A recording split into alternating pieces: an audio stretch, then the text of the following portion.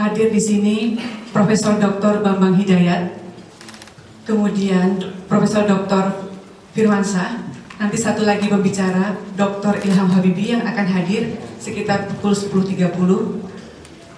Untuk mempersingkat waktu karena kita pagi ini ada 3 pembicara, langsung saja nanti kepada Pak Iman Sunaryo supaya seri ini terakit dengan baik. Pak Iman akan menyampaikan hasil diskusi pada bulan Juni yang lalu. Kepada Pak Iman, Ketua Yayasan Suluh Nusantara Bakti, kami silahkan untuk menyampaikan laporan hasil diskusi pada tanggal 1 pada bulan Juni yang lalu. Silahkan Pak Iman.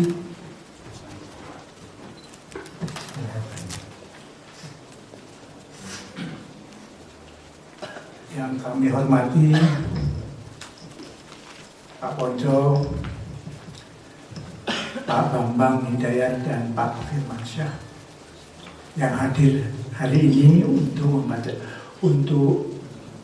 menyajikan makalahnya, dan kepada Pak Bambang Parma sebagai moderator. Mari kita sama-sama mengucapkan salam budaya.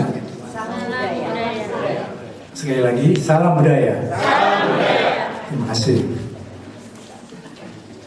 Sebelum saya membicarakan pada substantifnya, mari kita kami akan menyampaikan juga selamat hari raya yang baru saja kita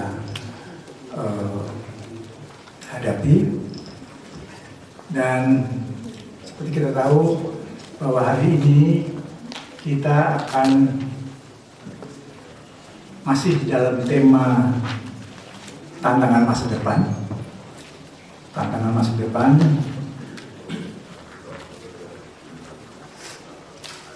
membicarakan mengenai penguasaan teknologi, entrepreneurship, dan kemajuan ekonomi yang merupakan prasyarat untuk membentuk nilai budaya unggul dalam menghadapi masa depan. Namun sebelum kita memasuki acara diskusi hari ini, sesuai dengan tugas saya, maka saya akan membacakan kesimpulan seri ke-11 bulan 4 Juni 2016 yang lalu sebagai berikut. Peristiwa budaya memicu perubahan zaman. Mojo Sutowo dalam pengantarnya mengatakan bahwa sudah 70 tahun kemerdekaan, Indonesia masih belum mampu juga menyelesaikan konflik dalam negeri secara mendasar. Beliau berkeyakinan bahwa untuk menanggulangi masalah ini, pendekatan budaya adalah solusi yang tepat. Sebagai ilustrasi bahwa revolusi industri pada abad ke-18 dimulai dengan abad pencerahan, yaitu sebuah peristiwa budaya pada abad 16 dan 17. Pergerakan kemerdekaan bangsa kita juga merupakan tindak lanjut daripada peristiwa budaya yaitu revolusi pendidikan pada abad 20.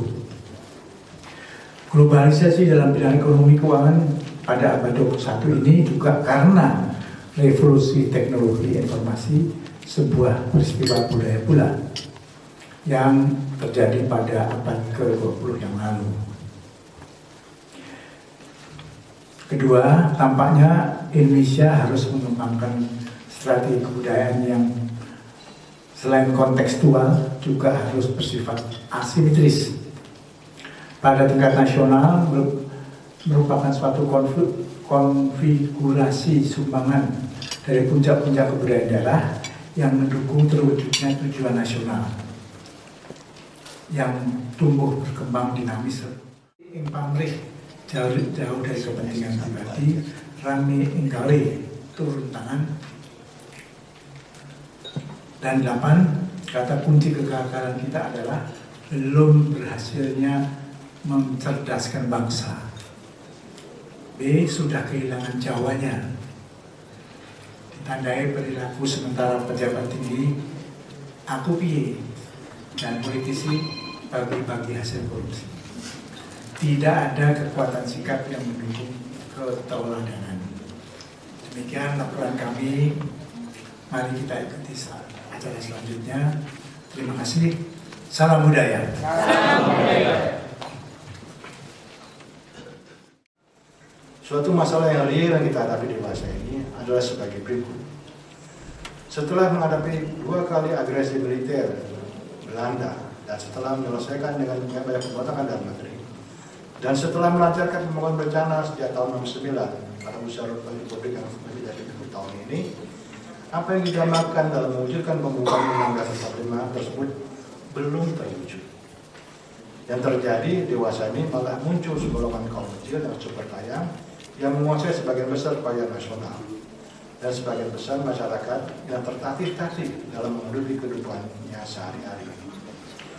Dalam hubungan ini kita layak bertanya, di mana letak kesalahan? Dan apa yang harus kita lakukan dalam menghadapi tantangan masa depan? Menurut pendapat saya pribadi ada 2 faktor penyebab terbesar yang belum terwujudnya apa yang kita jalani. Pertama dari aspek konseptual, kita belum saja sungguh-sungguh memahami nilai dasar atau rule norm yang tergandung dalam pembukaan Undang-Undang Dasar 45 tersebut.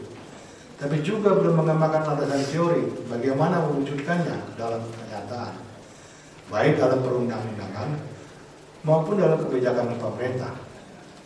Bukan merupakan rahasia lagi bagi dengan sekian banyak undang-undang dan kebijakan kita, tidak ada kaitannya dengan sistem nilai yang terkandung dalam pembukaan Undang-Undang Dasar 45.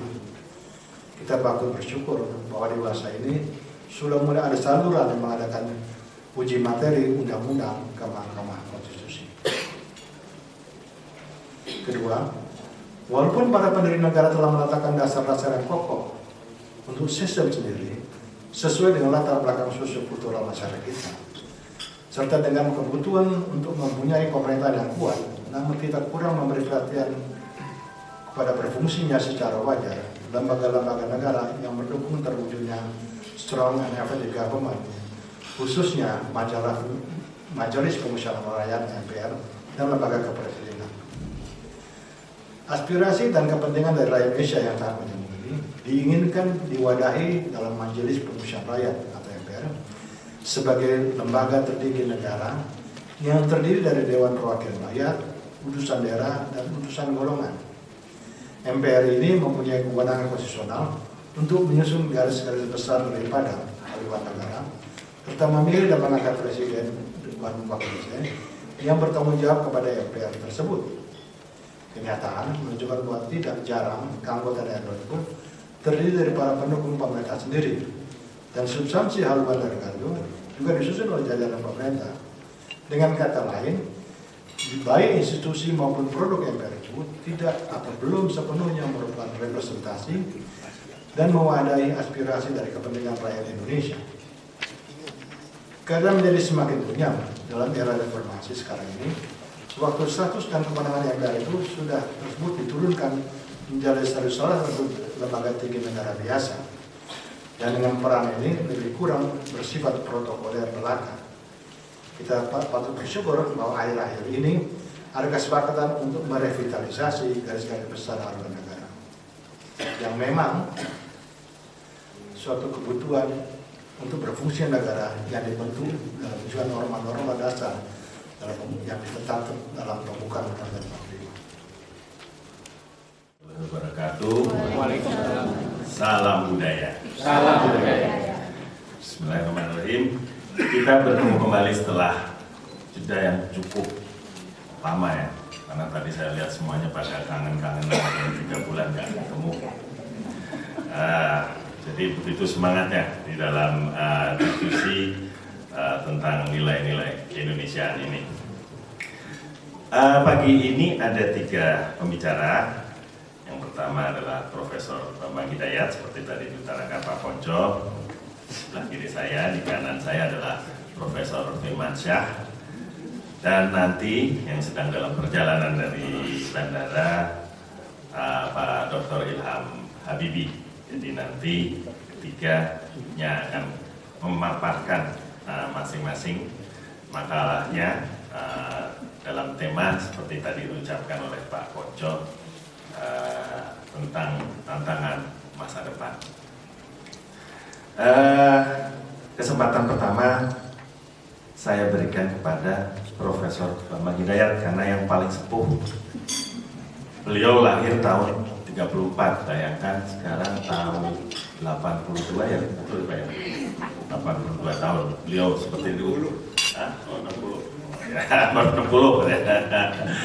Seperti Pak Ponco katakan, ini betul-betul motivator yang luar biasa. Beliau memperoleh doktornya pada tahun 65, di mana usia saya waktu itu masih balita. Kita sama-sama dosen ITB. Beliau bukan senior saja, sesepuhnya di ITB.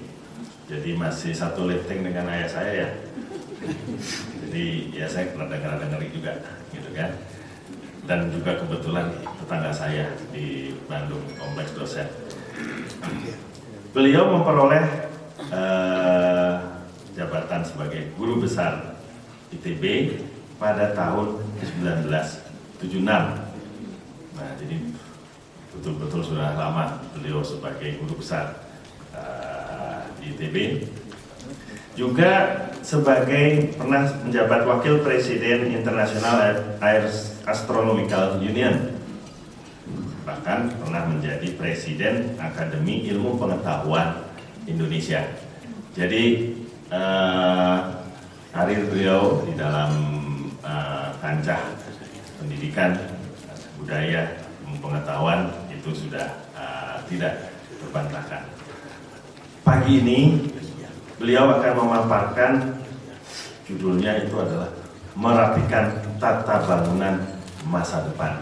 Jadi ini sebuah filosofi, dan kalau kita lihat sekilas ada kaitannya dengan yang namanya pendidikan, tidak jauh dari profesi beliau sebagai guru besar ITB. Menyingkat waktu, kami persilahkan Pak Profesor Bambang Hidayat, waktu ya sekitar 40-45 menit, monggo.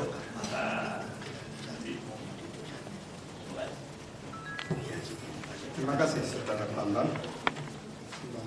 Farma, karena bapaknya dulu farmasi.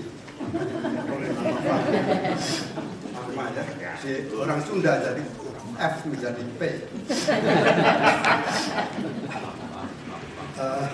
Pak Ponco, terima kasih atas kepercayaan kepada saya untuk bicara di hadapan sidang yang terhormat ini. Pak Iman juga kami menyampaikan terima kasih.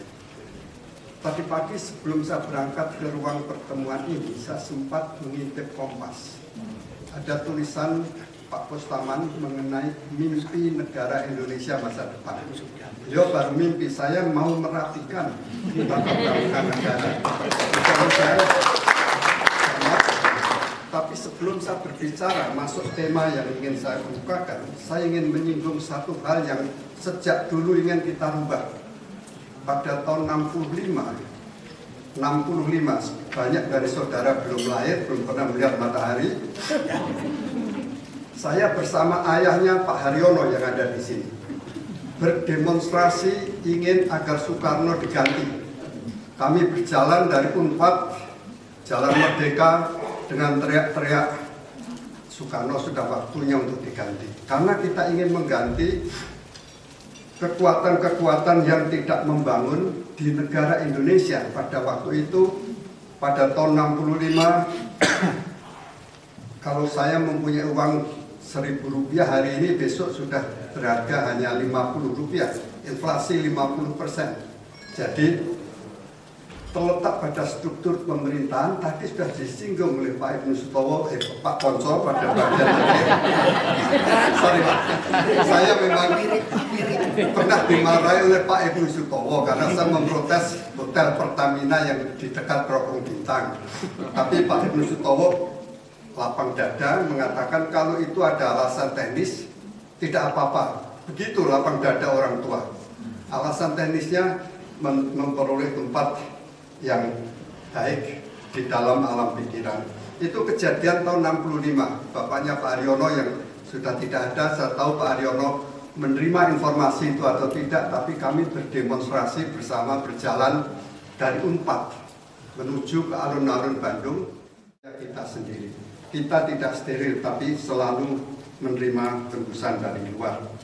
Dan tatanan masyarakat seperti itu yang harus kita hadapi. Saudara-saudara, saya menyinggung masalah kebahasaan yang kelihatannya Pak sampai saat ini tidak ditularkan dengan baik. Pertemuan di Bandung dalam 2 hari terakhir menyinggung pemerintah tidak membantu. Mas kurang berapa menit? Mas, oke. 10 menit. Ya. Kongres Kebudayaan di Bandung mengatakan bahwa pemerintah tidak memperhatikan bahasa ibu katanya. Artinya kebudayaan lokal tidak diperhatikan. Padahal saya singgung di bab itu halaman 8 sampai dengan halaman 10 betapa pentingnya bahasa-bahasa daerah itu kita perhatikan agar kita tidak hanya mampu berbahasa Inggris dan melupakan bahasa daerah. Saudara sering melihat siaran televisi, sering melihat para pemimpin pidato. Tapi coba saudara rasakan, kalau saudara mendengarkan mereka pidato memang berbahasa Indonesia dengan kata-kata Indonesia, tetapi tidak berbahasa Indonesia. Ada bedanya, kata Indonesia tidak digunakan dalam bahasa Indonesia. Karena pengertiannya sangat dubious. Saya memakai kata asing lagi. Sangat meragukan. Itu yang tidak diperbolehkan. Karena waktunya sudah habis. Tentang bahasa itu saya akhiri sebenarnya pada halaman 10 yang dibetulkan oleh Pak Bagiono. Saya menulis di sini, aji ning diri mergo ukara. Aji diri kita hanya karena kata. Pak Bagiono kemarin membetulkan dengan menulis email. Apakah tidak aji ning diri itu karena latih itu bibit? Dua-duanya pernah saya dengar apa Bu? Mantun kedaling latih. Nah, kejaring latih. Kedaling. Ya. Saya mendengar ukoro, yang ukoronya itu ada yang seorang menteri tidak mengetahui tempat duduknya, tidak mengetahui lalu membantah tanpa dipikirkan, dan pikirannya itu ada di belakang, ada di depan mulutnya. Nah, jadi tidak terpikir lebih dalam. Ini sayang sekali bahwa seorang menteri berbicara begitu. Oleh karena ukoronya itu kita menimbang bagaimana dia sebenarnya, bagaimana makhluk itu patut atau tidak menjadi pemimpin. Ya untung sekarang sudah diganti Pak.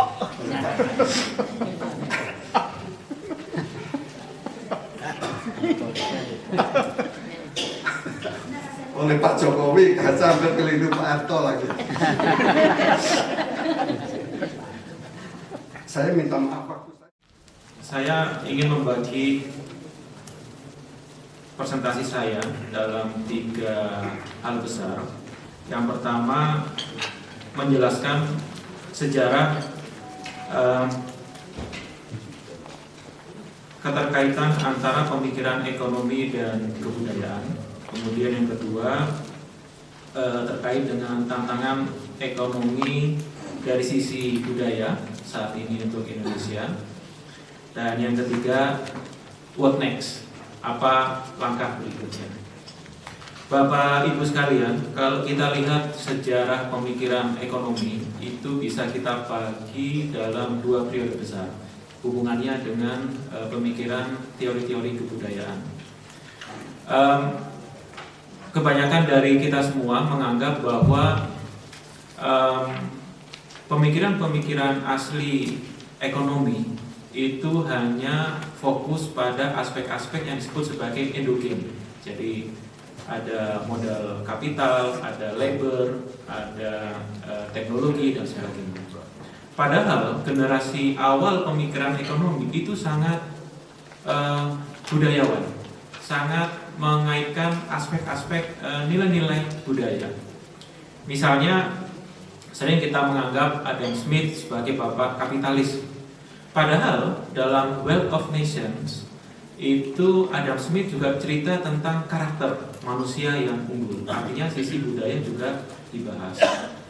17 tahun setelah Adam Smith menulis tentang Wealth of Nations, dia menulis buku yang judulnya The Theory of Moral Sentiments, di mana di dalamnya berbicara tentang simpati, empati, kemudian tentang kohesi sosial. Adam Smith tiba-tiba bergeser dari yang namanya semangat merkantilisme pada saat itu menjadi seorang psikologi sosial dan mencoba menggali dan menemukan jawaban sebenarnya apa mesin utama penggerak roda perekonomian suatu negara. Dan Adam Smith mulai menyadari bukan aspek-aspek yang endogen, tetapi aspek-aspek yang sosial, termasuk di dalamnya adalah budaya, karakter, kemudian juga attitude. Nah, pemikiran Adam Smith ini ternyata memang kalau kita lihat tidak berimbang bagaimana kita mengkajinya. Seringkali Adam Smith kita asosiasikan sebagai bapak kapitalis, kemudian semuanya diserahkan pada the invisible hand, gitu ya. Tidak ada regulasi, tidak ada aturan, gitu.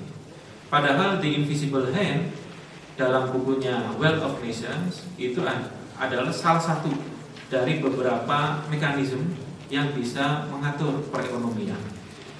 Nah, yang kedua, kalau kita lihat karya-karya Max Weber di awal-awal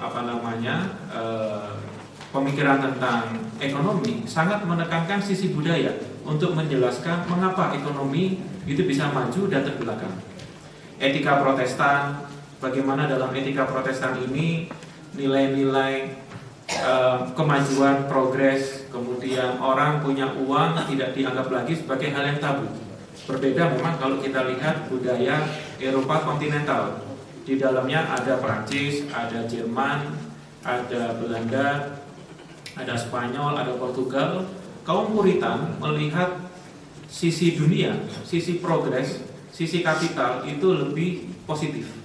Sehingga mengejar kekayaan, pursue the wealth, itu bukanlah hal yang tabu, bukanlah hal yang nista. Dalam struktur masyarakat ortodoks, posisi yang paling tinggi adalah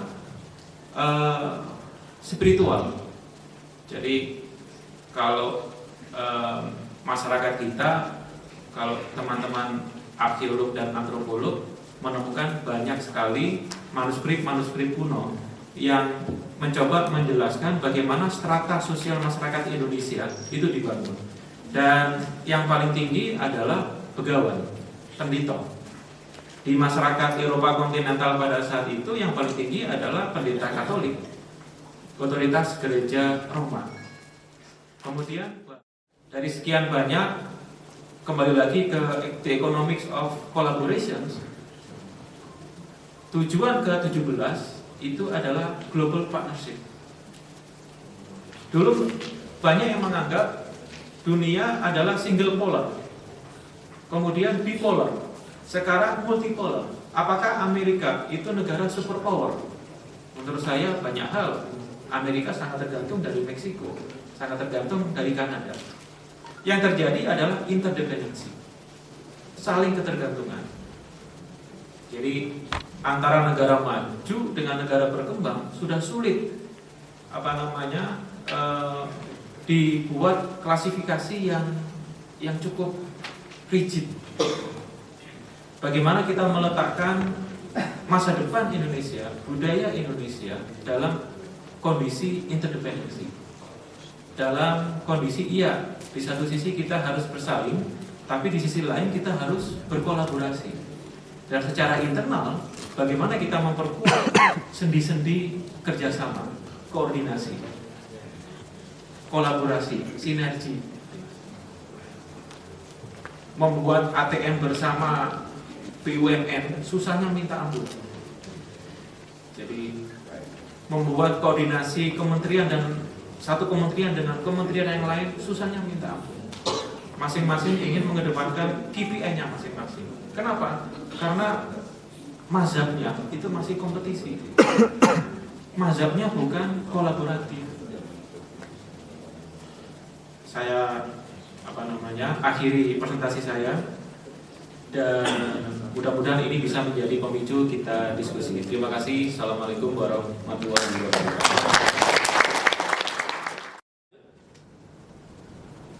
Bagaimana kita lihat Indonesia di depan? Nah, ini yang menarik dan disitulah harus kita letakkan peranan daripada kewirausahaan dan teknologi. Jadi menurut satu studi yang saya kira cukup banyak dikutip di Indonesia itu adalah karangan atau kerjanya si konsultan terkemuka di dunia namanya McKinsey. Mereka telah menerbitkan satu laporan mengenai masa depan Indonesia, itu adalah berjudul The Nusantara Economy. Bisa diunduh di internet, jadi itu tanpa biaya. Dan di situ kelihatan bahwasannya prediksi mereka adalah bahwasannya kita di tahun 2030 sudah menjadi insya Allah negara ke-7 besar di dunia ini dari segi PDB, produk domestik bruto. Nah, kalau kita membandingkan diri, siapa yang saat ini 7 besar di dunia ini?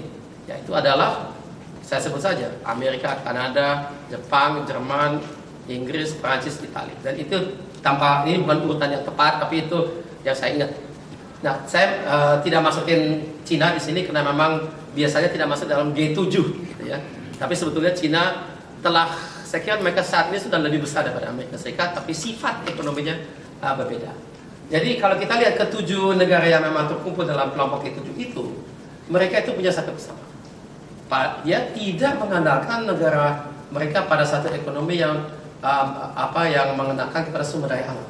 Dia mengenakan kepada sumber daya manusia yang terbarukan yang memang akan bekerja dalam satu lingkungan yang penuh dengan pengetahuan dan inovasi. Nah, itu sebetulnya yang merupakan tujuan kita ke depan. Jika kita memang suatu ketika akan menjadi negara ke-7 besar, jadi itu bukan saja PDB-nya yang menjadi besar, tapi harus kita lakukan adanya transformasi daripada negara dan bangsa kita dari segi fokus dan pengertian dan karakter bangsa kita ini. Jadi dalam hal itu ingin saya catat, lanjut.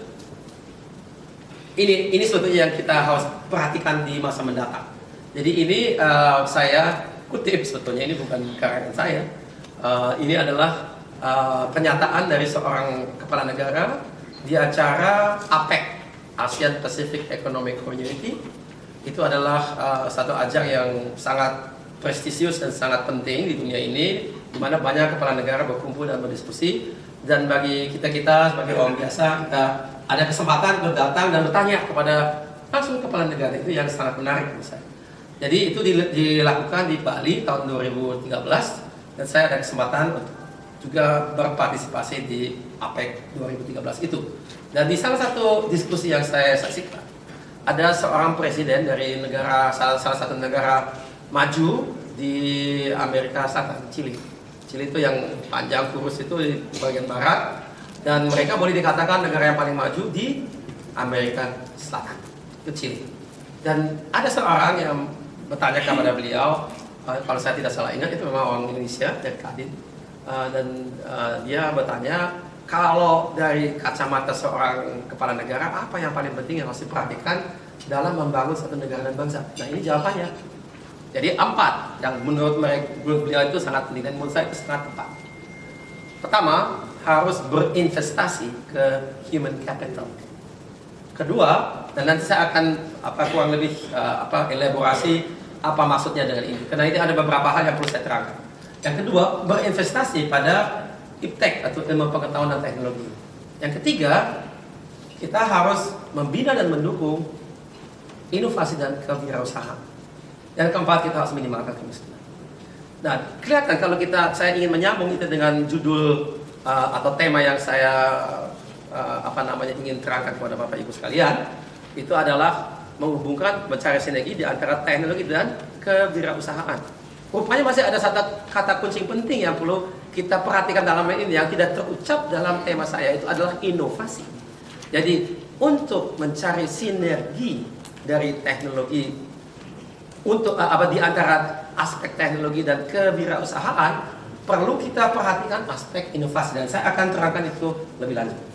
Jadi berinvestasi ke human capital, saya kira itu jelas buat kita, nggak perlu saya terangkan banyak. Cuma satu, disebut human capital bukan human resources.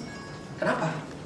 Karena memang kalau menurut saya tidak sempat bertanya kepada beliau kenapa disebut human capital, tapi ini adalah interpretasi saya sendiri. Jadi kapital, kalau kita ingat apa sih artinya kapital? Kapital itu adalah sesuatu yang bisa mengalami adanya apresiasi dan depresiasi, betul kan, Mas?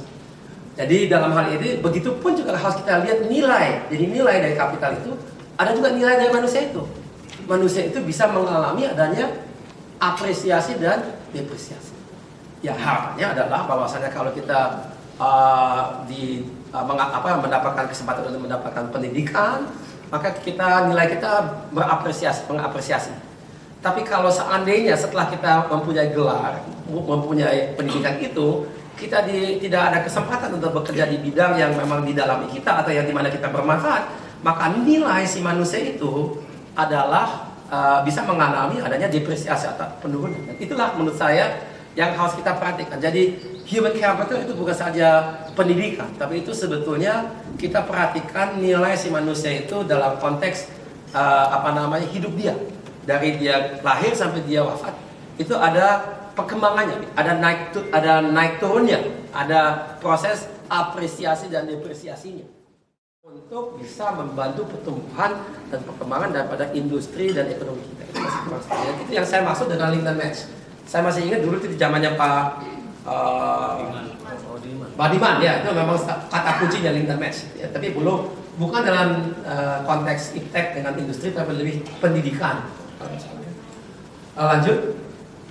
Nah, ini adalah sedikit commercial break. Ini mengenai industri yang memang saya geluti saat ini tapi ini sebagai contoh industri yang memang berdasarkan teknologi. Banyak ini, saya bukan saja pesawat, tapi ini mungkin yang masuk salah satu yang paling kompleks. Dan ini contohnya yang sedang kita kembangkan. Lanjut. Kenapa kita melihat itu? Ya kalau kita mengembangkan pesawat misalnya, ya, itu bukan saja pesawat yang mendapat manfaat, tetapi banyak sekali aspek dan perusahaan lainnya yang saya sebut di sini. Misalnya ya bagaimana dengan perusahaan-perusahaan yang bisa menyuplai hal-hal terkait dengan interior, misalnya kursinya, atau juga bagaimana dengan perusahaan yang mau membuat software untuk pelatihan dari segi simulasi, atau bagaimana dengan perusahaan yang membuat aplikasi-aplikasi yang terkait dengan pertahanan, karena platform yang kita kembangkan bisa digunakan untuk sipil tapi juga untuk pertahanan.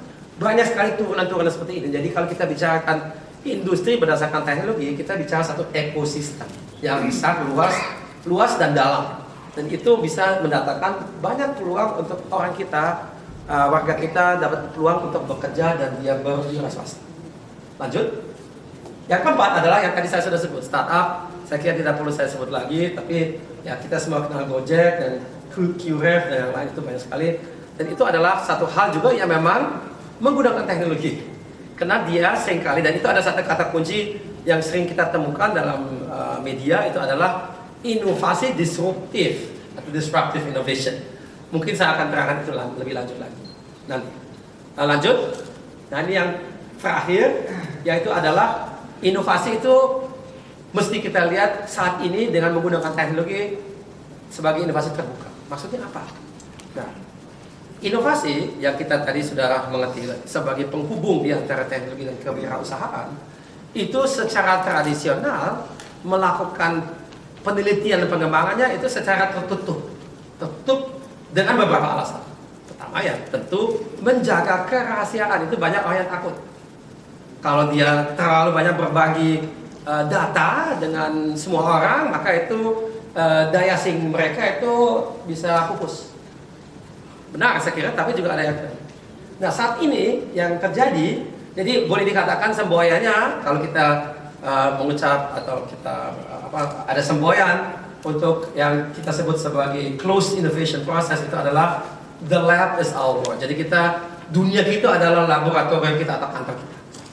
Nah, sebaliknya yang kita lihat saat ini, dan yang pertama itu bisa saja kita lanjutkan, tapi ada yang kedua. Jadi ini komplementer, bukan yang satu menggantikan yang kedua, tapi ada yang baru yang namanya open innovation. Jadi kita melibatkan pengguna atau rakyat atau juga customer atau supplier atau bahkan investor dalam proses inovasi. Memang ada caranya, itu tidak ada caranya yang nanti akan saya terangkan. Tapi itu memutarbalikkan paradigma yang tadi saya sebutkan, the lab is our world, menjadi the world is our lab. Jadi kalau kita lihat itu ada kurva di awal, kita secara internal melakukan inovasinya, kemudian kalau market launch, kalau kita masuk ke pasar, baru kita masuk ke pasar itu di akhir. Kalau di proses inovasi terbuka itu ada proses yang kita sebut sebagai user-centric co-creation process. Jadi ada proses berkreasi bersama di antara pengguna dan pencipta, dan itu secara berkala. Jadi kita berinteraksi dengan user, kemudian kita memperbaiki produk, kita berinteraksi lagi, kita perbaiki lagi, dan seterusnya. Dan suatu saat kita melihat adanya market launch. Dan ini secara realistik sudah mulai terjadi. Dan untuk itu seperti Bapak Ibu sekalian bisa bayangkan, perlu teknologi. Assalamualaikum warahmatullahi wabarakatuh. Ya, nama saya Muhtajin, saya lebih ke institusi sebagai seorang penulis. Ya. Pertanyaan saya masing-masing kebagian. Jadi pertama untuk Pak Bambang, dengan merapikan pendidikan kita ini, maka yang perlu saya sampaikan tentunya adalah bagaimana membangun kurikulum yang baik dari SD hingga perguruan tinggi dan sesuai dengan kapasitas psikologis anak didik. Sebab sebagai contoh, cucu saya sekarang kelas 3 SD baru masuk. Itu pelajaran bahasa Inggrisnya itu sudah jauh dari SMP kelas 1. Saya pikir akan memboroskan energi untuk menggunakan itu. Soalnya SD kelas 3 baru masuk sudah what are you buying in the market dan sebagainya. Padahal saya SMP kelas 1 baru it is a pen, it is a blue dan sebagainya. Jadi itu. Terus untuk akhir masa, saya lebih menekankan kepada tentunya tunggal ikannya. Jadi di sini jelas memang untuk kebudayaan tentunya harus dimulai dari pendidikan. Jadi bagaimana pula agar pendidikan ini bisa lebih mendorong manusia bisa mengerti bekerja sama, manusia mengerti hidup bersama, dan saling bisa menghargai ide dan bisa mewujudkan ide itu untuk kebangkitan bersama. Nah, ini saya beri contoh langsung karena Bapak sebagai Rektor Universitas Al-Madinah yang saya juga mengajar di Yayasan Al-Madinah. Jadi dulu zamannya Cak Nur itu bagaimana membangun pelajaran-pelajaran untuk masyarakat itu begitu luas ya, sehingga bisa memberikan apresiasi bagaimana menjadi seorang yang beragama Islam dan bisa menjadi manusia yang dapat dikatakan bangkit semangatnya untuk hidup bernegara secara bersama. Tapi sekarang terus saja ya, dengan ketua yayasannya yang ada, pendidikan yang kira-kira dianggap itu menekan para Madinah itu dikeluarkan, istilahnya tidak lagi boleh diajarkan. Jadi saya sudah diultimatum karena istilahnya sekarang itu jangan mengajarkan yang sesat. Nah, istilahnya sudah sama. Kemudian untuk Pak Ilham, tentunya kita tahu tadi yaitu bahwa pertanian itu tetap menjadi istilahnya mayoritas tenaga kerja di kita. Dan saya pun paham seharusnya pertanian itu dalam dunia kerja itu bisa kurang dari 10%, tetapi kemampuan ya, produksinya, sumbangannya terhadap negara bisa besar. Nah, ini kan apa masalahnya? Kita terhalang sampai hari ini adalah masalah land reform sampai hari ini. Ya. Itu yang menjadi problema. Terus yang kedua, lemahnya koperasi tani. Jadi selain land reform, lemahnya koperasi tani. Yang ketiga, pendidikan pertanian istilahnya kurang mendapatkan tempat yang cukup bisa memajukan riset-riset di pertanian. Ya, saya sendiri dari IPB, kalau saya amati IPB semakin hari itu semakin mundur ya. Karena apa? Mahasiswanya lebih fokus atau kalau lebih fokus ke politik dan agama daripada kemampuan untuk menyumbangkan di dalam politik pertanian. Saya juga cukup dan terima kasih. Assalamualaikum warahmatullahi wabarakatuh. Tapi saya saking takutnya pada lauder ke belakang dulu. Saya saking takutnya pada pertanyaan Anda yang kemana-mana, tapi saya harus ke belakang dulu. Untuk datanya pas. Saya tadi mendapat pertanyaan 1, 2, 3 yang hampir sama dari Bapak, dari Bu Darwati, dan dari Bu Wibowo. Ya, ini bagaimana memperbaiki kurikulum, intinya begitu ya. Nah, kalau tidak salah sudah saya tulis di sana bahwa kita jangan mendidik radio, jangan mendidik orang menjadi peniru, tapi mendidik orang yang kritis.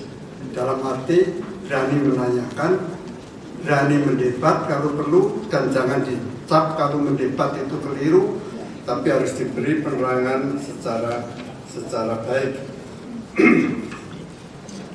Bu Wibowo tadi, terima kasih atas komentar-komentarnya dan sarannya untuk membangun nation dan karakter building seperti yang dikemukakan Bu Darwati tadi dan LPKB. Beliau juga sudah menyebut cerdas, kritis, dan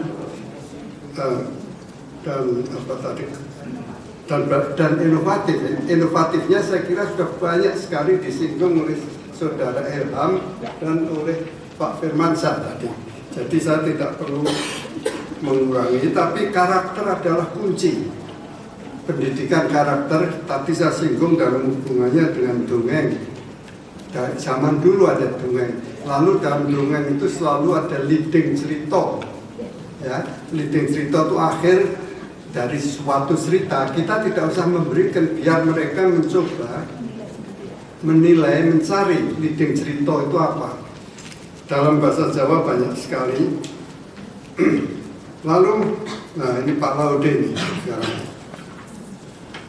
Pak Laude itu mestinya ngundang saya Om, karena mantu saya dari Buton. Namanya Laude Samseng, tidak saya sebut. Keluarga saya. Oke.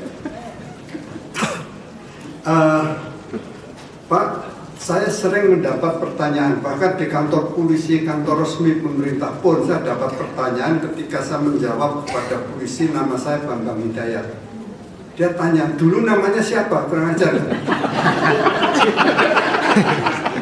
Lalu saya jawab bahwa kalau Bapak bertanya begitu hanya karena kulit saya ini keturunan Putri Campa Majapahit.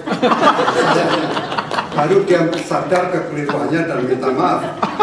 Tetapi apakah identitas atau rasis dipergunakan untuk menyebut orang Jawa atau golongan lain? Bagi saya bukan suatu hal yang penting, karena saya melihat orang itu kerjanya bagi lingkungan, bagi saya, dan bagi negaranya. Dalam hubungan manusia dengan negaranya, tadi pertanyaan banyak rekan-rekan, bukankah Bung Karno pada awal kemerdekaan juga sudah menyebut, bahkan yang dia lakukan nation and character building. Nah, ini yang masih perlu kita camkan. Nation building itu sekarang dikatakan tadi kacau balau, oleh karena barangkali kekeliruan. Kekeliruan itu sebagian terletak dari penggunaan bahasa. Saya ngambil contoh, orang membicarakan bahasa hukum hanya kalimat yang dibicarakan, bukan konteksnya, sehingga interpretasinya bisa keliru. Saya ambil contoh yang paling mudah. Koruptor bisa diberi amnesti. Bukankah bahasa Indonesia di waktu yang lalu, kalau ada kata bisa itu berarti sesuatu yang dubious. Bisa itu boleh atau tidak diberi. Tetapi zaman sekarang bisa itu bisa diartikan semua koruptor harus diberi amnesti. Dengarkan saja pembicaraan di DPR dan itu. Nah, begitu pula kalau Bapak mengatakan ras gubernur ke orang asing, presiden saja harus orang asli.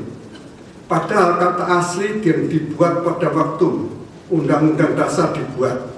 Presiden harus orang asli Indonesia, itu lawan asli adalah asing. Karena waktu itu ada orang asing yang ingin jadi presiden. Jadi perlu di state orang asli itu semua orang kelahiran Indonesia itu asli. Orang yang mempunyai bapak ibu Indonesia itu asli. tidak peduli siapa etnik grupnya, dari mana etnik grup itu berasal. Nah, ini yang bahasa itu mempunyai konteks dan mempunyai teks. Kalimat itu ada teks dan ada konteks. Kita harus mengajar kepada Pak siswa-siswa itu membaca konteks juga, mengerti konteks, bukan hanya teks saja yang harus dihafalkan. Ini pertanyaan sekaligus Pak Kosim, Bu Darwati dan Bu Wibowo tadi saya kira.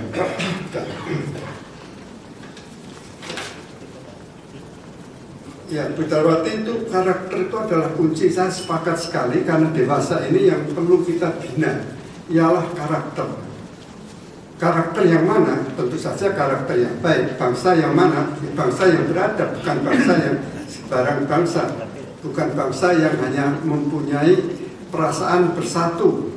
Pencuri pun juga bersatu di antara pencuri, tapi pekerjaannya terhadap society merusak.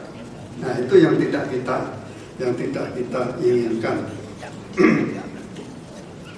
Ya, potensial bisa kita bicarakan. Memang salah satu parameter yang suka ditentukan adalah seperti tadi dikatakan Pak Firmansyah, ada parameter yang tidak bisa diukur. Saya di dalam teks saya tulis yang ontik maupun yang tidak ontik. Ontik itu artinya yang mempunyai metrik tertentu. 1 meter sudah jelas disepakati oleh semua orang, tapi kalau 1 depo belum tentu sama antara Bapak dan saya. Nah, bukan itu yang dimaksud, tapi sesuatu yang bisa terukur. Ilmu pengetahuan juga begitu, mencapai kesimpulan harus berdasar sesuatu kesimpulannya kadang-kadang memberi probabilitas, kadang-kadang tidak terukur, bahkan kadang-kadang dengan dimensi yang sama sekali keliru. Nah, ini yang tidak bisa kita lakukan dalam mengajarkan ilmu pengetahuan kepada anak mulai dari SD sampai perguruan tinggi. Bapak bicara dengan seorang arsitek lulusan perguruan tinggi, menanya, tanah yang mau dijual berapa? 5 meter. Nggak ada tanah 5 meter itu mau dijual. Mesti 5 meter persegi atau 10 meter persegi, harus ada kata itu. Jadi kita harus membiasakan mengenal teks dan mengenal konteks. Terima kasih.